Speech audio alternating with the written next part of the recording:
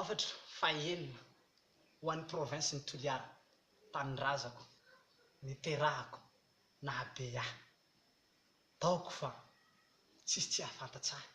raha vao Toliara ray manontolo raha taoko hoe toerana mamy na havelomako nitsanganako tamin'ny maty de province ny Toliara ray aman-dreniko zany eto aho dia mampilaza anareo fianakaviako rehetra Toliara zah solotena ny Mojajony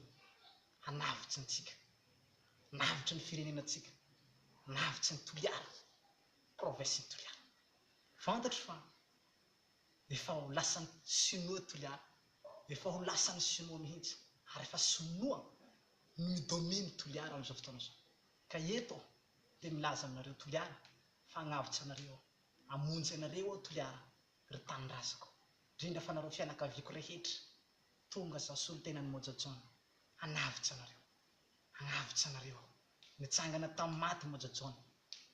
solotenany za hanavitsy antsika rehetra province ny Toliara ka tena hamonjy anareo sady hagnavitsy anareo ary hampamirapiratra ny Toliara ray manontolo ka dia zaho te hilaza aminareo rehefa lany filoham-pirenena aho dia ataoko mamirapiratsy Toliara anomboko bakany a Fort Dauphin Mboasary Ambovombe Tsiomby Beloha Ampanihy province ny Toliara Ankiloaka Ambakily Ziskany Morombe zaho milaza aminareo Toliara ray manontolo hagnavitsy anareo aho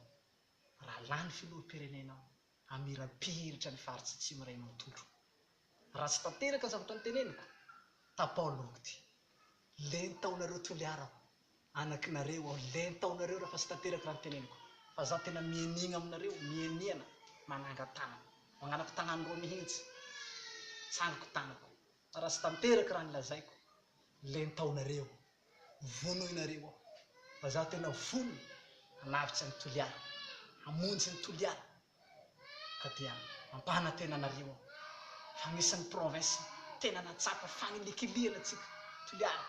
tena natsapa fagnilikiliana ary mbola tsy nisy filoham-pirenena avy Toliara any ka izaho zao vao voalohany